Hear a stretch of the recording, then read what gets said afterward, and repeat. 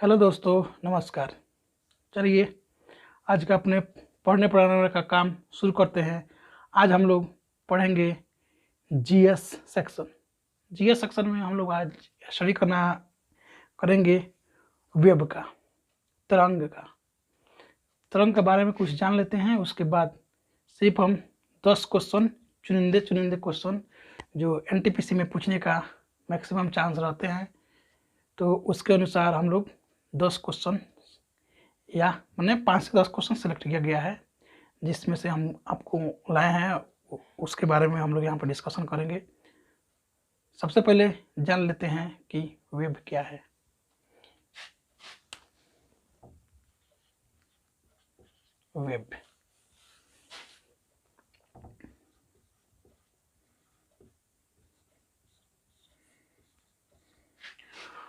Web होता है तरंग। अब तरंग कब उत्पन्न होती है इसके बारे में जब जान लेते हैं, जब किसी माध्यम में कोई डिस्टरबेंस होता है और वह डिस्टरबेंस एक लोकेशन से दूसरे लोकेशन तक पहुंचता है। जैसे ये आपका पानी है, यहाँ पर हम लोग कोई पत्थर फेंके हैं, यहाँ से ऐसे उठेगा तो यहाँ से उठते उठते ही यहाँ तक पहुँचते जाएगा, जहाँ तक जाएगा पहुँचते जाएगा। तो इस पानी में जब हम लोग पत्थर फेंके तो वहाँ पर क्या हुआ, एक डिस्टरबेंस पैदा हुआ। वह डिस्टरबेंस जो है, जब डिस्टरबेंस पैदा हुआ तो डिस्टरबेंस की वजह से उसमें तरंग उत्पन्न हो गया। वह तरंग क्या, वह डिस्टरबेंस जो है एक जगह से दूसरे जगह चलते गए, इसी को बोलते हैं तरंग। ठीक है, तो पहले जान लेते हैं। तो हो गया तरंग, देख लेते हैं तरंग होता क्या है।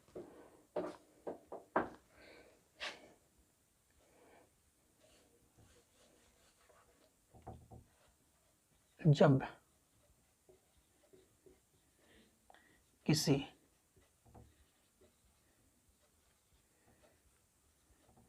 माध्यम में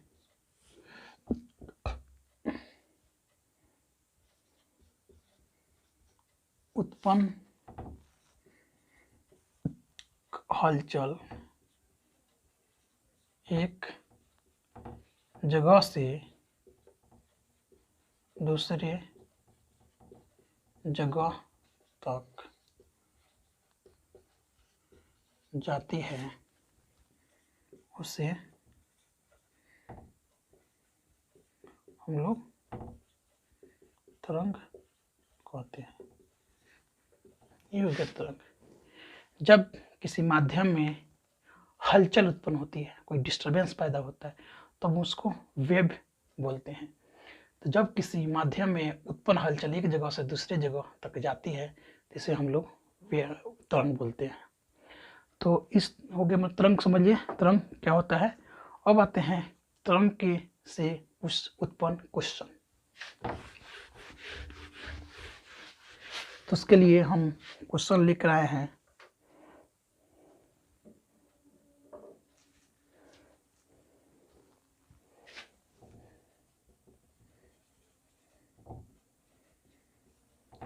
ध्वनि पर किसका प्रभाव नहीं पड़ता है।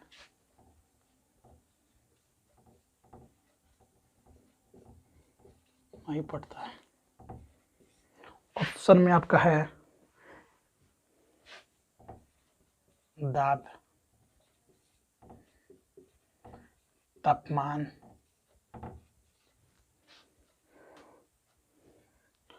आर्द्रता, उसके हैं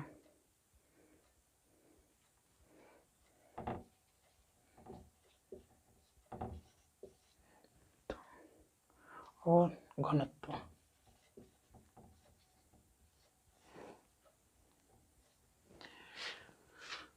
क्वेश्चन नंबर, इसके पहले एक एग्जाम हुआ था टेट का, उसमें ऐसे ही पूछा हुआ था कि ध्वनि पर किसका प्रभाव नहीं पड़ता है। तो गिवन ऑप्शन है दाब, pressure, temperature, humidity and density. ये 4 ऑप्शन दिया गया है। इसमें से एक ही ऑप्शन सत्य है। एनटीपीसी के बेस पर ऐसे क्वेश्चन आ सकते हैं, तो इसमें बताना है कौन सा इसका इसमें सही आंसर है। आप लोग अपने आंसर सुन सकते हैं और गेस कर सकते हैं। पहले जान लेते हैं। ध्वनि की दो तरंगे होती है।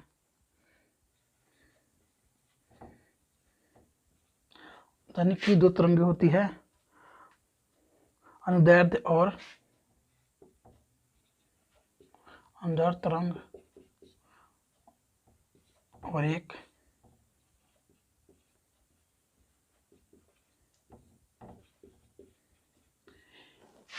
ध्वनि की दो तरंगे होती है, यांत्रिक तरंगे और अनुदैर्ध्य तरंगे। और ध्वनि जो है ठोस, ठोस, ठोस, द्रव्य एवं गैस तीनों माध्यमों में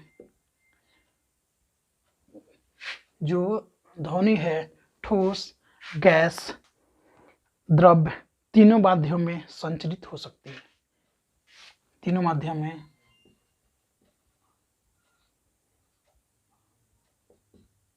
संचरित होती है।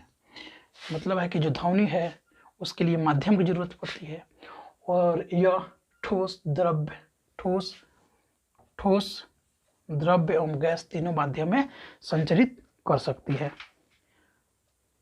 तो जब ठोस, द्रव्य तीनों में, तो तापमान में भी प्रभाव पड़ेगा, ह्यूमिडिटी में प्रभाव पड़ेगा और डेंसिटी में भी प्रभाव पड़ेगा। लेकिन इस संचरित होती है, इस सब में तीनों में इसका संचरित होती है, लेकिन जो दाब होता है, दाब पर ध्वनि का कोई प्रभाव नहीं पड़ता है। तो आंसर हो जाएगा हमारा ए, यानी दाब मीन्स प्रेशर। जो साउंड होती है, साउंड का इफेक्ट जो है प्रेशर पर नहीं पड़ता है। यानी ऐसे ऑप्शन रहेंगे, वहाँ पे थोड़ा सा कंफ्यूजिंग ऑप्शन दिया रहता है, तो उसके अनुसार हम लोग अपना ऑप्शन अच्छा से चूज करेंगे। देखते हैं अगला देखते हैं।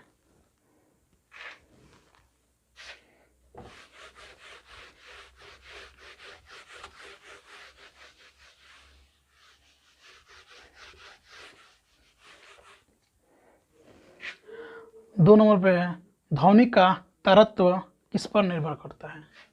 ध्वनि का तरत्व यानी पिच किस पर निर्भर करता है?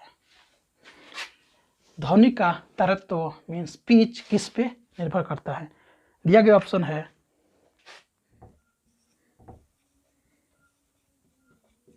आवृत्ति, दिया गया ऑप्शन है आवृत्ति, तीव्रता,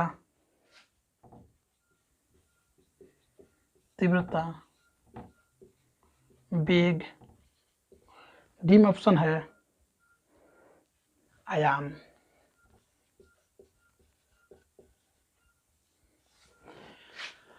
ध्वनि का तरत्व पिच किस पर निर्भर करता है?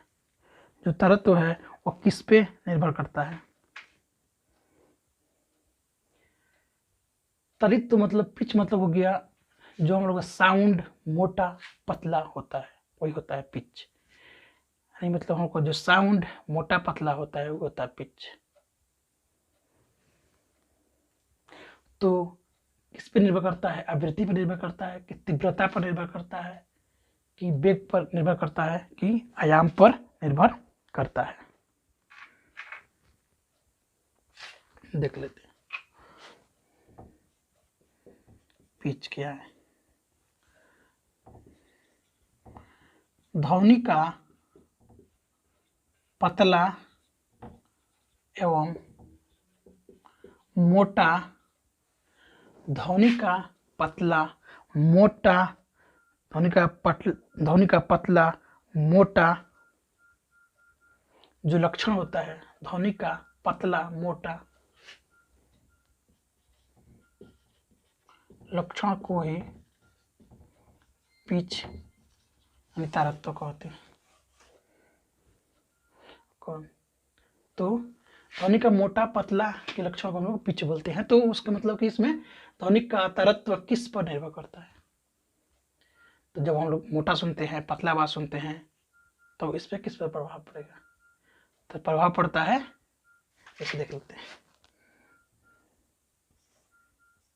फ्रीक्वेंसी,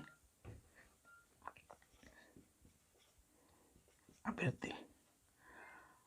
आवृत्ति जब बढ़ेगी, आवृत्ति जब बढ़ेगी तो पिच क्या होगा? पिच बढ़ेगा। तो तारत्व अधिक होगा। जब ध्वनि का आवृत्ति बढ़ेगी तो तारत्व क्या होगा? अधिक होगा। जब तारत्व अधिक होगा तो साउंड क्या होगा?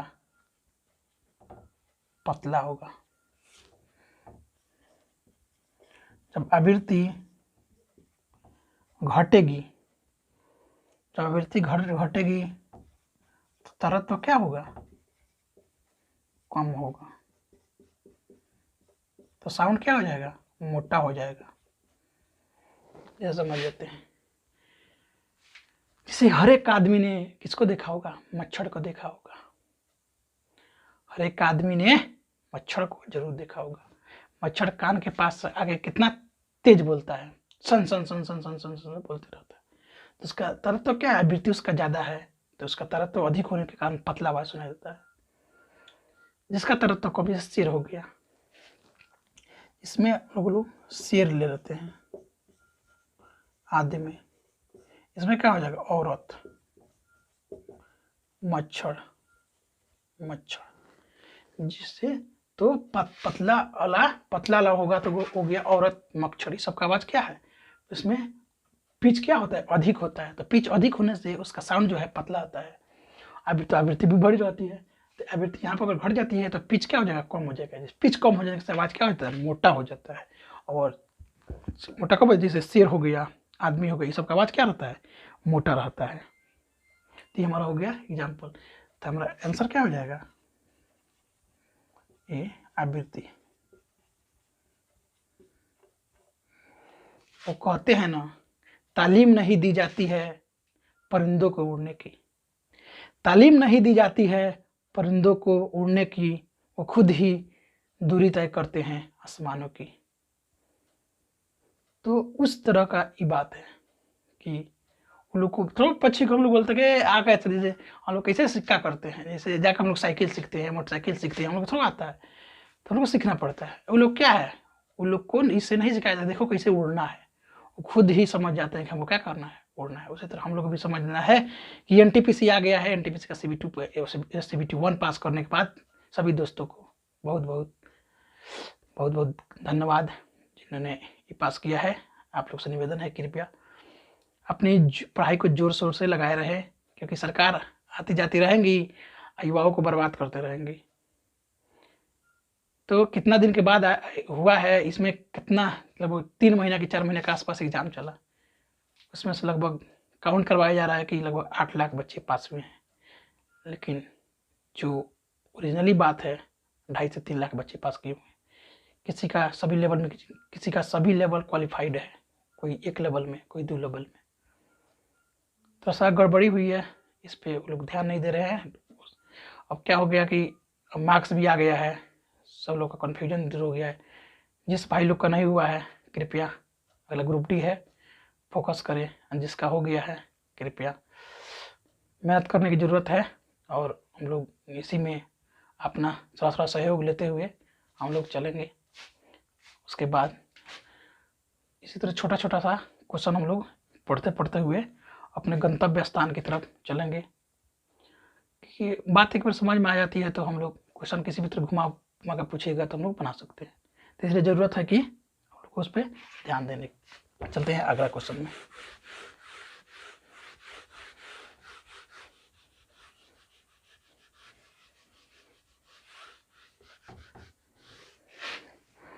अगला क्वेश्चन है,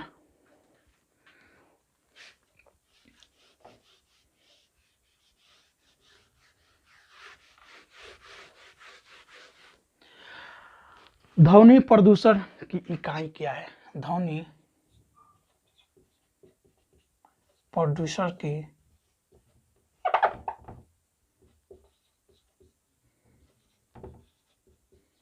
इकाई क्या है? कुछ कुछ क्वेश्चन रहती है, थोड़ा सा कंफ्यूजिंग टाइप का क्वेश्चन रहती है, वो सब क्वेश्चन हम लोग सेलेक्ट करवा के लाए हैं। दिया हुआ है ऑप्शन में डेसिबल, ऑप्शन बी है डॉप्सन, ऑप्शन सी है पीपीएम,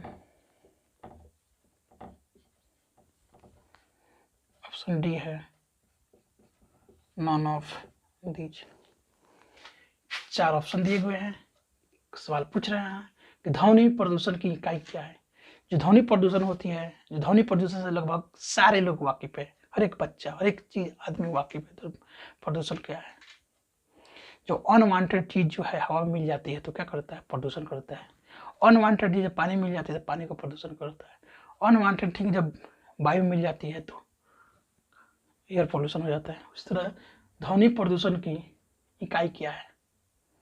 तो ध्वनि प्रदूषण की इकाई पूछ रहा है। इसका ध्वनि प्रदूषण का जो लेवल है, स्तर है, उसका इकाई क्या है? जो स्तर के बारे में पूछता है, ध्वनि प्रदूषण जो होता है उसका इकाई क्या है? तो आंसर लगभग सभी लोग सोच लिया होगा कि आंसर क्या होना चाहिए। चलती है, अब हम लोग बात करते हैं। पहले समझ जाते हैं कि पीपीएम क्या होता है। पीपीएम ऑप्शन सी में दिया हुआ है पीपीएम।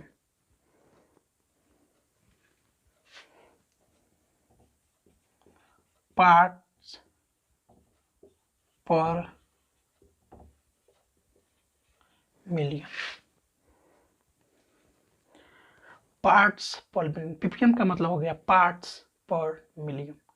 पार्ट्स पर मिलियन मतलब कि 1000 में एक, और 1000 में एक, जैसे ऐसे बोले मिलीग्राम पार्ट्स लीटर।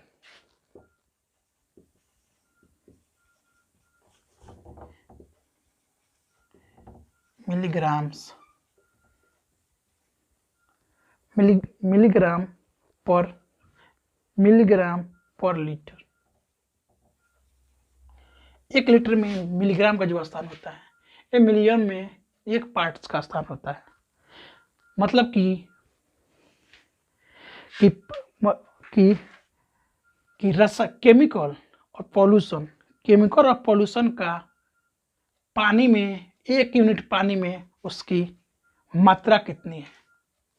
पीपीएम का मतलब हो गया कि केमिकल और पॉल्यूशन 1 यूनिट वाटर में कितना है, उसका माप हम लोग करेंगे पीपीएम से। माने 1 यूनिट पानी में केमिकल और कंटामिनेंट का या पोल्यूशन का कितना उसमें क्वांटिटी है, इस चीज को जिससे नापते हैं हम लोग उसको बोलते हैं पीपीएम। अब एक और है डॉप्सन।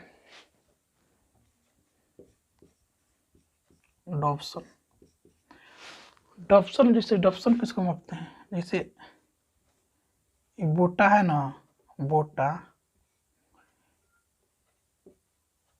इसका जो थिकनेस होता है बोटा का, बोटा मतलब यार लकड़ी का बोटा है, वही जो बोटा होता है, किसी भी चीज का जो थिकनेस को हम लोग मापते हैं उसको हम लोग डॉप्सन में मापते हैं। तो थिकनेस की इकाई हो गई डॉप्सन, और हमारा क्वेश्चन का आंसर हो गया तो डेसिबल, यानी ए। तो ध्वनि प्रदूषण की इकाई क्या है? तो इकाई है डेसिबल। अब जान लेते हैं कुछ और क्या कि किसमें कितना होता है। जैसे ये सामान्य बोलचाल में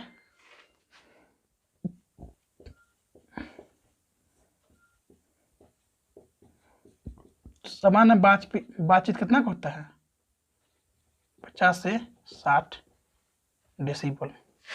50 से 60 डेसिबल में हम लोग बात कर सकते हैं। रॉकेट जो लॉन्च होता है वो कितना का होता है? रॉकेट जो लॉन्च होता है तो होता है 180 डेसिबल। रॉकेट जो लॉन्च होता है उस टाइम में जो साउंड प्रदूषण होते हैं, जो साउंड होते हैं, उसको वहां अगर नाम मापते हैं तो 180 डेसिबल आता है। जैसे ऑर्केस्ट्रा वाला हम लोग गाना सुनते हैं ना, ऑर्केस्ट्रा वाला गाना,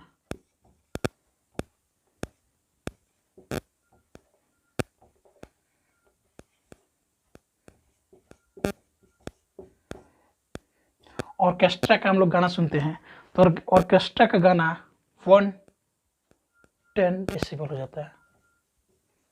110 डेसिबल। सामान्य हम लोग बातचीत करते हैं तो 50 to 55 55 डेसिबल के आसपास होता है। रॉकेट लॉन्चर जब होता है तो हाँ 180 डेसिबल हो जाता है। और वही जब ऑर्केस्ट्रा हम लोग ऑर्केस्ट्रा में गाना बजाते हैं, डांस करते हैं, उस टाइम में क्या होता है? 110 डेसिबल का ध्वनि प्रदूषण होता है। चलते हैं अब अगला।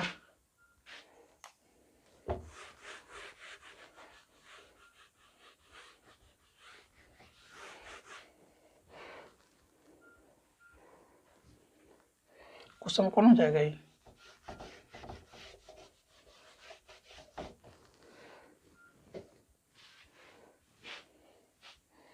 फोर।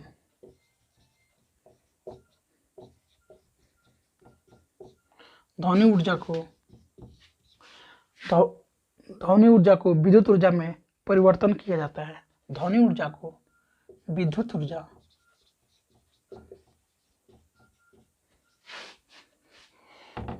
में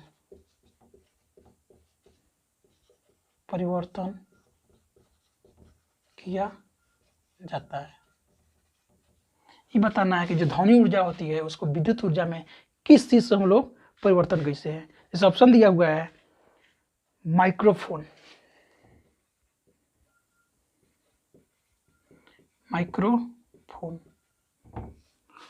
ऑप्शन 2 में दिया हुआ है लाउड स्पीकर,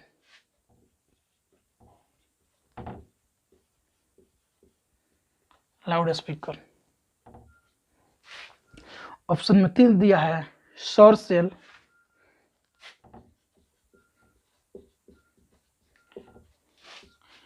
और ऑप्शन 4 में दिया हुआ है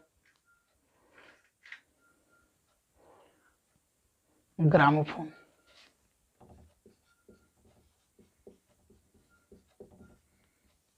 ये हमारे 4 ऑप्शन है।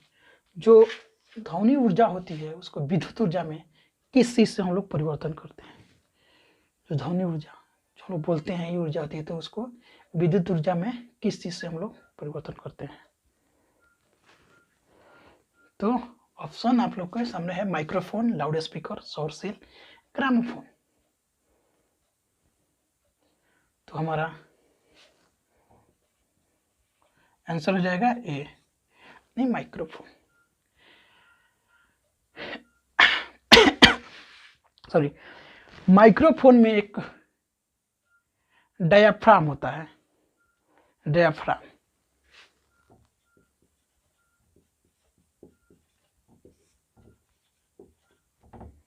डायाफ्राम का स्पेलिंग हो गया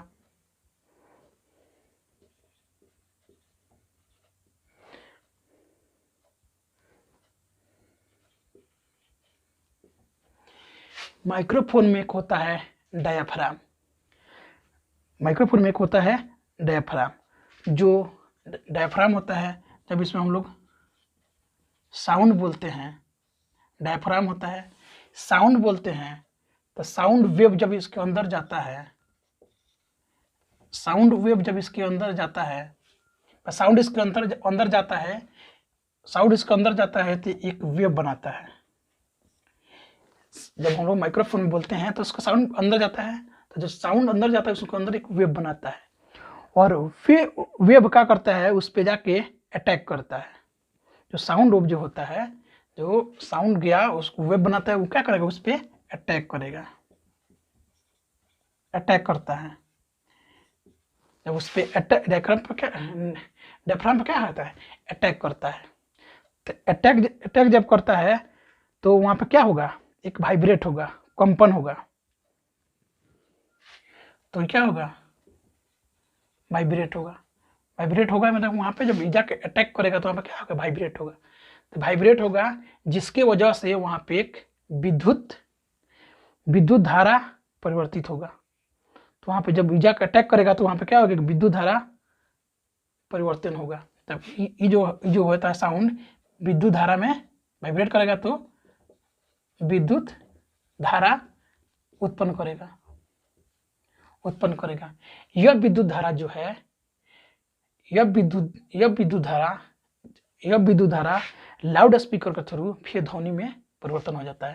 जब हम लोग फिर सुनते हैं माइक्रोफोन में एक डायफ्राम नाम का एक चीज होता है, जिसमें हम लोग उसमें साउंड वेव छोड़ते हैं तो क्या करता है, अंदर जाके अटैक करता है। जब अंदर जाके अटैक करता है तो वहां पे एक वाइब्रेट उत्पन्न करता है। मान लो किसी का अटैक करने वाइब्रेट होता है ना, तो वाइब्रेट उत्पन्न करता है। तो वो वाइब्रेट चेंज होकर विद्युत ऊर्जा में परिवर्तन हो जाता है। तो विद्युत ऊर्जा में परिवर्तन हो जाएगा और फिर वही विद्युत ऊर्जा जब लाउड स्पीकर में जाएगा, विद्युत ऊर्जा जो है लाउड स्पीकर में जब जाएगा, जब लाउड स्पीकर में जाएगा तो लाउड स्पीकर में फिर वही विद्युत धारा को चेंज करके ध्वनि ऊर्जा उत्पन्न कर देता है। जो हम लोग लाउड स्पीकर गाना सुनते हैं तो पहले माइक्रोफोन में हम लोग, जैसे कैसे माइक में हम लोग बोल रहे हैं, तो माइक में बोल रहे हैं तो ये जाएगा उसमें डायफ्राम पे जाएगा, वहां पे अटैक करेगा, वहां पे विद्युत धारा को उत्पन्न करेगा। वो विद्युत धारा बाद में आगे चलकर लाउड स्पीकर के थ्रू ध्वनि ऊर्जा में उत्पन्न हो जाएगा, ध्वनि ऊर्जा को उत्पन्न कर देगा। ये हमारा प्रोसेस होता है। तो ध्वनि ऊर्जा विद्युत ऊर्जा में परिवर्तन किया जाता है, किससे, माइक्रोफोन से। तो लोग जो बोलते हैं ध्वनि हो गया, उसको चेंज करते हैं माइक्रोफोन से। हमारा क्वेश्चन नंबर 4, आगे चलते हैं।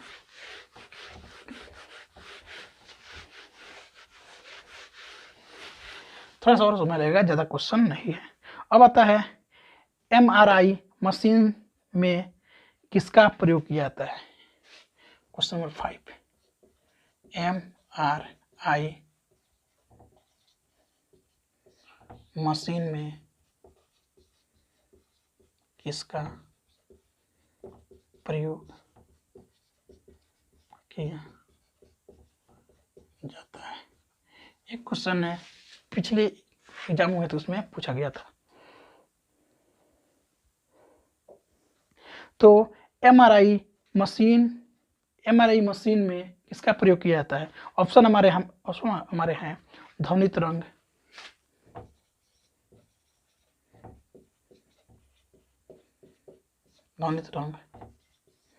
सेकंड ऑप्शन है एक्स किरण,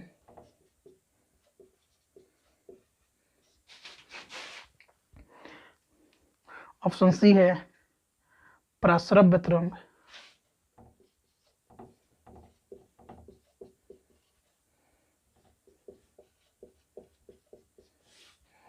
ऑप्शन डी है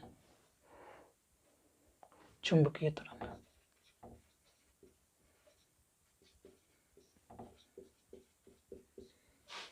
होता है MRI मशीन जो है, MRI जो मशीन में किस का प्रयोग किया जाता है। जैसे ध्वनि तरंग का इस्तेमाल किया जाता है, कि एक्स किरण का इस्तेमाल किया जाता है, कि प्राश्रव्य तरंग का इस्तेमाल किया जाता है, कि चुंबकीय तरंग का इस्तेमाल किया जाता है। तो आपको बताना है कोई एक ऑप्शन अब इसमें सही होगा, इसमें आपको बताना है। तो आंसर आप लोग सोच लिए होंगे कि आंसर कौन सा है। चलिए आंसर देखते हैं। इसे देख लेते हैं MRI क्या होता है। MRI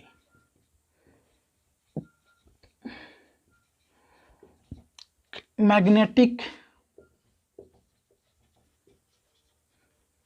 रिजोनेंस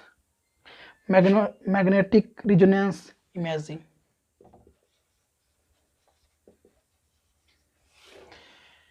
MRI का फुल फॉर्म होता है मैग्नेटिक रिजोनेंस इमेजिंग। तो जानते हैं मैग्नेटिक रिजोनेंस इमेजिंग क्या होता है। ये जो मैग्नेटिक रेजोनेंस इमेजिंग होता है, जो शरीर के आंतरिक भाग होते हैं, जो शरीर के आंतरिक भाग होते हैं, उसका एग्जैक्ट परफेक्ट चित्र बनाने के लिए इस्तेमाल किया जाता है। मतलब उसका सही चित्रण, उसका चित्र निर्मित करने के लिए इस्तेमाल किया जाता है। एमआरआई का मतलब हो गया कि इसका सही चित्र बनाने के लिए इस्तेमाल किया जाता है। सही चित्र बनाने के लिए हम लोग स्ट्रॉन्ग मैग्नेटिक फील्ड का इस्तेमाल करेंगे या रेडियो वेव का इस्तेमाल करेंगे। तो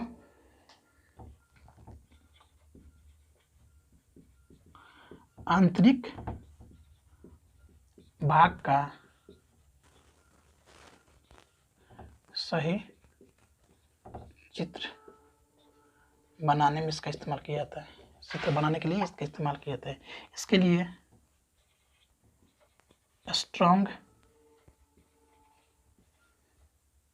स्ट्रॉन्ग मैग्नेटिक फील्ड या रेडियो वेव का इस्तेमाल करते हैं। जो शरीर के अंदर जो भी पार्ट पुर्जे हैं उसका सही चित्र बनाने के लिए जिस चीज़ का हम लोग इस्तेमाल करते हैं वो हो गया मैग्नेटिक रेजोनेंस इमेजिंग के द्वारा आंतरिक भाग का सही चित्र बनाने के लिए स्ट्रॉन्ग मैग्नेटिक फील्ड की आवश्यकता होती है और रेडियो वेव की आवश्यकता होती है। According to question, strong magnetic field है जिसका इस्तेमाल हम लोग करते हैं। तो हमारे क्वेश्चन के अनुसार क्या हो जाएगा? आंसर हमारा डी, चुंबकीय तरंग। यानी एमआरआई मशीन में, मैग्नेटिक रेजोनेंस इमेजिंग मशीन में हम लोग चुंबकीय तरंग का इस्तेमाल करते हैं। ऑप्शन नंबर हो गया डी। चलते हैं आगे। क्वेश्चन कितना हो गया? 5।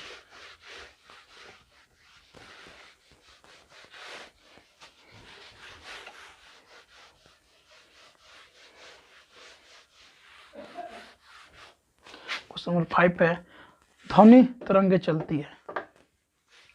क्वेश्चन नंबर 6 हो गया, ध्वनि तरंगे चलती है। ध्वनि तरंगे चलती है, ध्वनि तरंगे कहाँ से चलती है? ऑप्शन ए है निर्वात, बी है केवल ठोस, सी है केवल गैस, ऑप्शन डी है ठोस, द्रव्य और गैस, तीनों में। जो साउंड वेव होती है वो कहाँ से चलती है? निर्वात में चलती है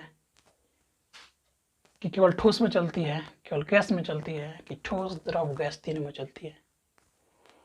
तो ऑप्शन आप लोग अपना सोच लीजिए कि गिवन आंसर है निर्वात, केवल ठोस, केवल गैस, ठोस द्रव और गैस तीनों में चलती है, कि केवल गैस में चलती है, केवल ठोस में चलती है, या केवल निर्वात में चलती है? तो ऑप्शन आप लोग सोचिए कौन सा ऑप्शन होगा। तो सबसे पहले हम लोग जानते हैं कि जो ध्वनि है उसको चलने के लिए क्या चीज़ की जरूरत है? मीडियम की जरूरत है, माध्यम की, कि किस रास्ते से वो जाएगी। उसको जानने के लिए कोई ना कोई माध्यम चाहिए, कोई ना कोई स्रोत चाहिए जिसके अनुसार वो जाए। तो स्रोत उसको चाहिए जब जाने के लिए, तो हम लोग ये समझ गए हैं कि उसको जानने के लिए जब मीडियम की आवश्यकता है, तो यहाँ पर केवल गैस में नहीं जाने, इसका मतलब ये कि तीनों में जा सकती है, ठोस, द्रव और गैस। तो हमारा ऑप्शन डी हो जाएगा सही, कि जब ध्वनि जो है तीनों माध्यम से जाएगी। जब माध्यम है तो तीनों माध्यम दिया गया, निर्वात नहीं जाएगी, केवल ठोस में नहीं जाएगी, केवल गैस में नहीं जाएगी, ठोस, द्रव, गैस तीनों में जाएगी।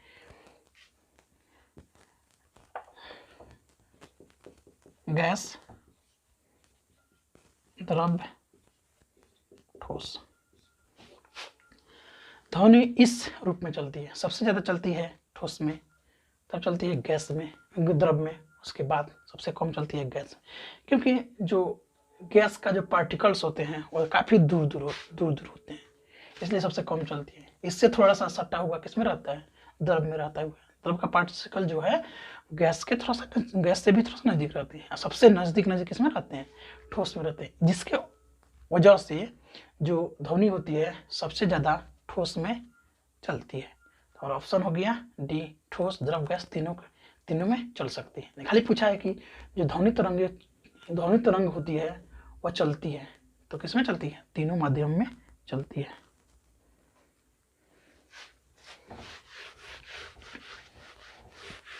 एक और क्वेश्चन देख लेते हैं, काफी टाइम हो गया। सीटी स्कैन, क्वेश्चन वही हो गया 7। सीटी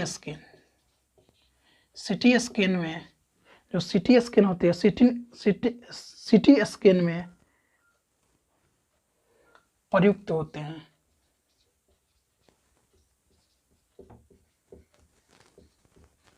तो ऑप्शन है कि ऑप्शन में से निम्न में से कौन सा ऑप्शन सीटी स्कैन में परिवर्तन का ऑप्शन दिया है, infrared,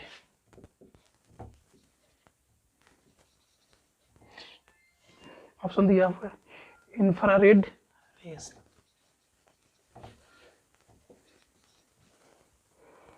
ultrasonic waves,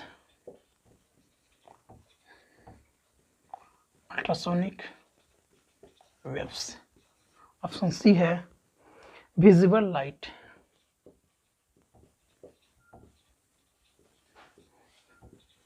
option D है x ray.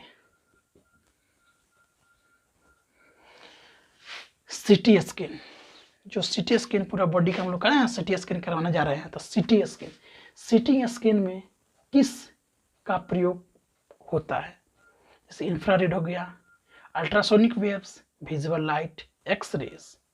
And infrared rays, ultrasonic waves, visible light, X-ray. इसमें चार ऑप्शन में से कोई एक ऑप्शन सही है, तो बताना है इसमें से सीटी स्कैन में किसका इस्तेमाल होता है। इन चार जो ऑप्शन है काफी कंफ्यूजिंग, काफी सिमिलर रहती है, तो इसके बारे में पहले हम लोग को जानकारी रहना चाहिए, जिसकी वजह से तब हम लोग इसको पकड़ सकते हैं। पहले जान लेते हैं कि सीटी स्कैन का मतलब क्या होता है। CT scan computed tomography. CT scan का मतलब कंप्यूटेड टोमोग्राफी।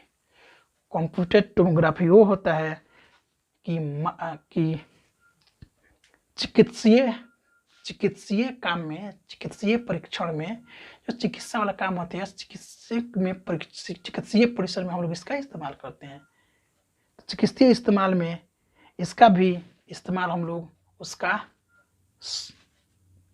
हम लोग चित्र निर्मित करने के लिए, जैसे उसका बोन का चित्र, बोन हो गया, बोन का कोई भी अंदर के बॉडी का ऑर्गन का, बोन या ऑर्गन का चित्र निर्मित करने के लिए हम लोग इसका इस्तेमाल करते हैं। वहाँ पर जो कोई ट्यूमर्स हो गया, जो टूटी हुई रहे, वहाँ पे हम लोग इसका इस्तेमाल करते हैं। सीटी स्कैन करने से पूरा बॉडी का स्कैन से कहाँ ट्यूमर है, कहाँ जोड़ होते हैं, उस सारे चीज में दिख जाते हैं। सीटी स्कैन करने से, सीटी स्कैन का फुल फॉर्म होता है कंप्यूटेड टोमोग्राफी। इसके अनुसार हम लोग बोन और ऑर्गन का फोटो हम लोग ले सकते हैं, उसका चित्र हम लोग निर्मित कर सकते हैं।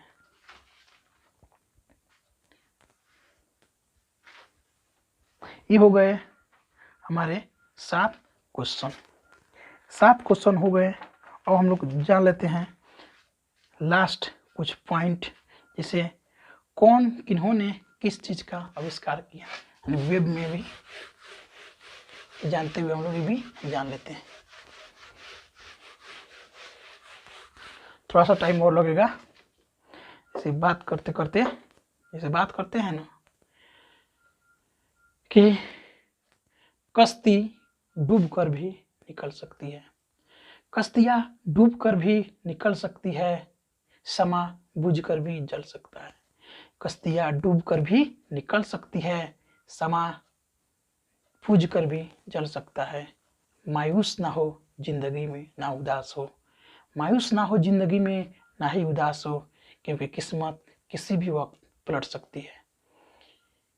और इंग्लिश में दो चीज़ें और बताई गई है कि अगर आपको सक्सेस होना है तो आपको दो चीज़ करना है, इग्नोरेंस करना है। एक और चीज़ हम लोग इग्नोरेंस करना है, और वो हम लोग एक और भूल रहे हैं। उसको दो चीज़ें उसमें बताई गई है कि आदमी को अपने काम करना चाहिए और दूसरों पर बात पर उतना ध्यान नहीं देना चाहिए। तो इसलिए हम लोग अपना पढ़ने पढ़ाने के काम में बिजी रहेंगे। तो ठीक है, सबसे पहले दिया हुआ है गति का नियम। एक नंबर में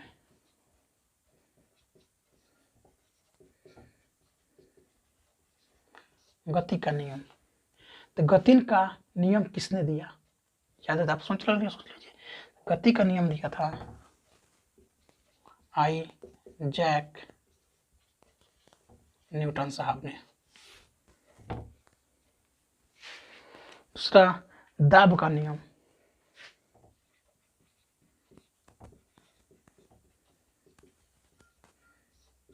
दाब का नियम दिया था आपको ब्लेज पास्कल साहब ने।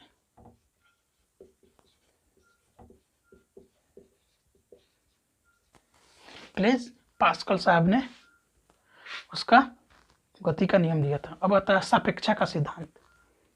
3 में सापेक्षता का सिद्धांत। सापेक्षता का सिद्धांत दिया था अल्बर्ट आइंस्टीन साहब ने।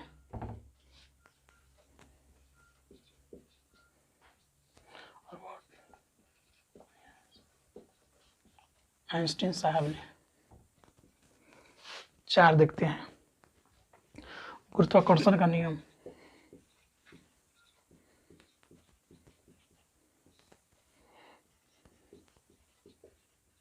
गुरुत्वाकर्षण का नियम दिया था आइजैक न्यूटन साहब ने।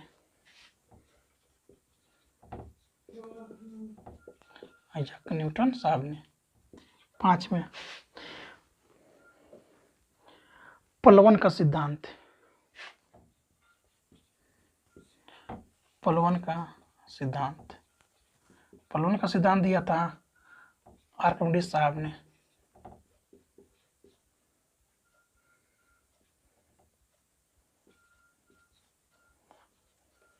आर्किमिडीज साहब ने। उसके बाद आते हैं विद्युत प्रतिरोध। 6 नंबर में विद्युत प्रतिरोध। विद्युत प्रतिरोध का दिया था जॉर्ज ओम। इसको हम लोग जीओम भी बोलते हैं।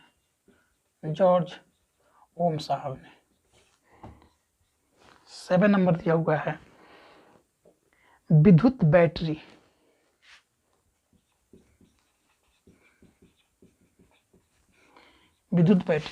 विद्युत बैटरी का आविष्कार किसने किया? अलेक्जेंड्रा वोल्टा ने। अलेक्जेंड्रा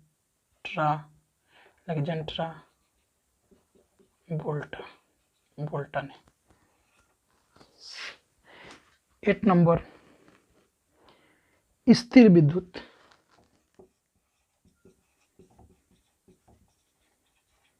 स्थिर विद्युत दिया हुआ था तेल्स भाई साहब ने।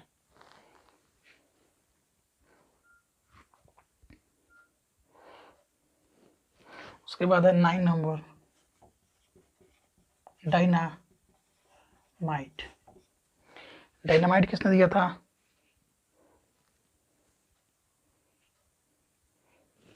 आइए डायनामाइट अल्फ्रेड नोबेल साहब ने। अल्फ्रेड नोबेल साहब ने। 9 हो गया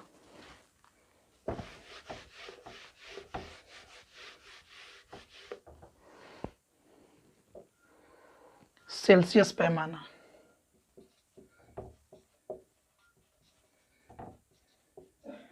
सेल्सियस पैमाना सेल्सियस पैमाना दिया था एंडर्स सेल्सियस ने, एंडर्स सेल्सियस, एंडर्स सेल्सियस आपने। और लास्ट हो गया फ़ारेनहाइट पैमाना,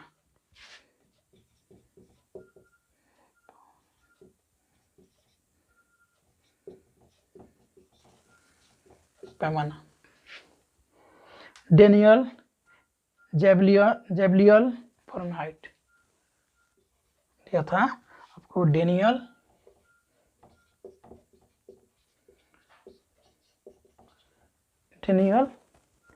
जैबियल फ़ारेनहाइट।